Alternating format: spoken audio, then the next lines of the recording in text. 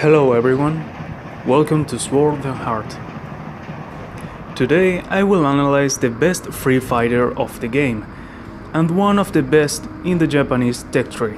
Follow me on this next video and learn to dominate the Ki-43 Hayabusa, the peregrine falcon of the Japanese army.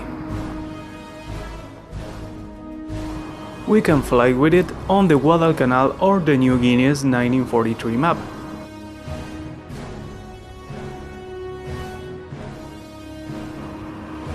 The cockpit is very spacious with excellent visibility. The premium one is a little less spacious, and personally I prefer the free one. The differences between versions is that the premium one comes with 3 unlockable camouflages and a different cockpit. But don't worry, instruments are distributed the same way of both fighters.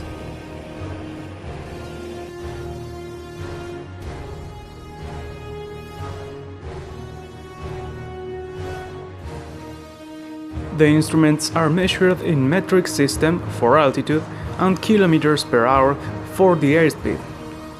The airspeed indicator goes up to 300 kph, but the plane can reach more than 400 in level flight and a little more of 600 on a dive before breaking apart. The needle makes 2 turns, first one from 0 to 160 and the second one from 160 to 300. Altimeter works in a similar manner, going from 0 to 5,000 meters in the first lap and from 5 to 9,000 meters on the second lap. You can also see the hundreds of meters counting the little dots from a number to another around the instrument. Fuel capacity is good enough to be able to fly up to 30 minutes.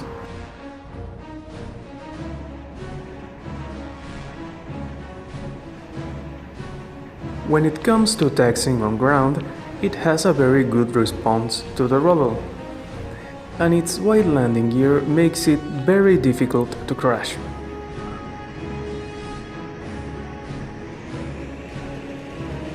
It has a very good acceleration on takeoffs, with no excessive shakes to the sides, reaching airborne speed on short time and starting to fly almost with no effort.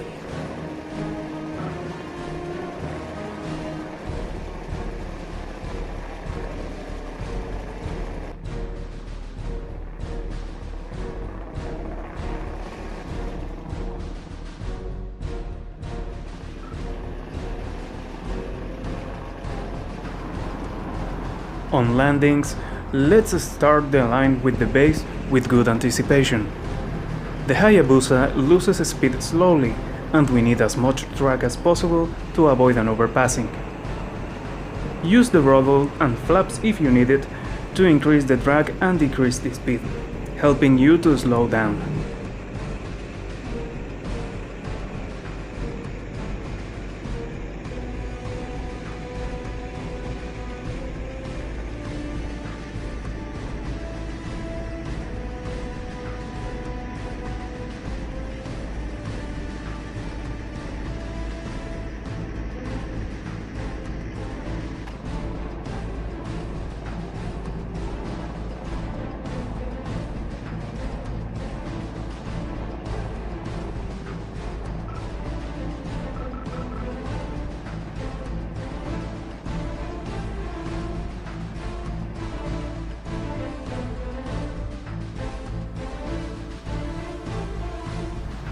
It has a very acceptable climbing rate, being able to keep control in aggressive climbings of 19 degrees even at less than 200 kph.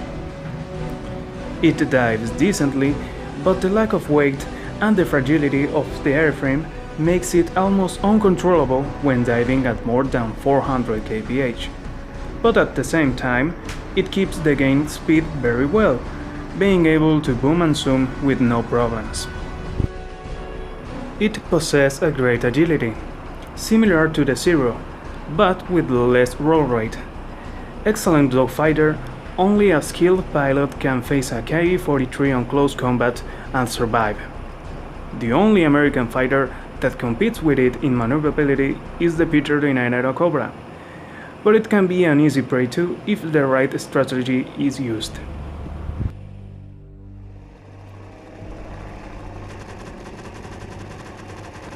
The main guns are two machine guns shooting synchronized with the propeller. The default ones are 7.7 that can be upgraded with experience to a pair of heavy ones of 30mm.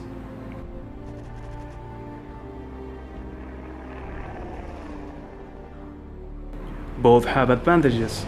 The 7.7 has less bullet drop, are shot at high firing rate and greater accurate distance.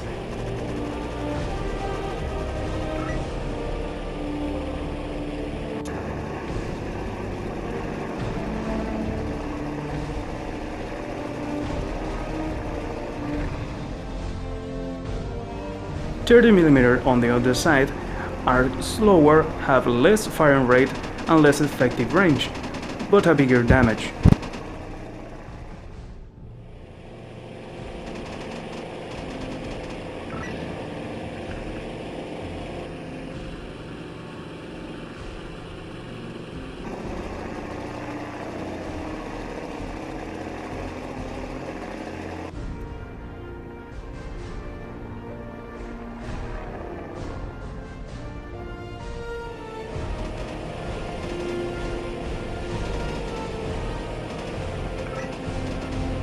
Once the battle starts, the Hayabusa proves itself very versatile, being able to fight in energy and turning encounters. In the boom and zoom tactic, it has a satisfactory capabilities.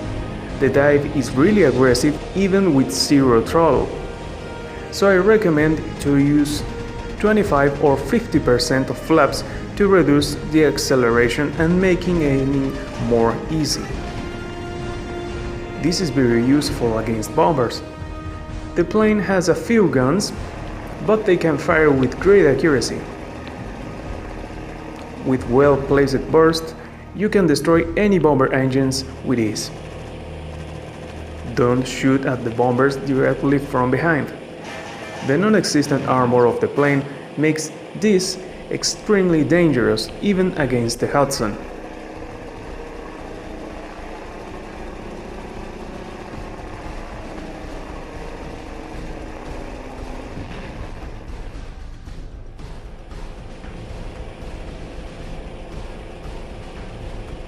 As it was in the past, the Ki-43 is a fearsome adversary. P-40, Wildcat, Hellcat, Hurricane, Spitfire are enemies that you can face almost with no problems, if you are carefully using your advantages. P-47, P-38, Corsairs, be extremely careful against those. The speed disadvantages are huge, and they represent the biggest threat. P-39 is a special one. It's certainly not very fast, but in good hands, it can be agile enough to put you in great danger. Get near the enemy and force him to turn. Avoid climbing or diving excessively, and stay inside the turning radius of the target. Having the guns over the engine makes it almost unnecessary to adjust convergence. Use them in parallel for maximum precision. Remember, shoot at short range, aiming at the cockpit and engine. In a 1 versus 1 engagement, any enemy should take you seriously, because once you get on their 6, it will be pretty difficult for them to lose you. And that is why you should extreme the precautions and always being alert for any enemy that can possibly attack you when chasing a prey. The reason of the great agility is your low weight, and that lightness is a consequence of the total absence of any kind of armor. A single burst of any caliber is capable of damaging you badly. It's not a good idea to attack ground targets. As I said before, you're really fragile. One flak shell will disintegrate the plane completely. But if you want to have fun, you will be surprised to see it performs very well on ground attacks. The machine guns are stable, dealing good damage, and 2 bomb payloads are available, 2 of 50 kilograms or 2 of 250 kilogram bombs, and its agility helps to avoid every ground obstacle.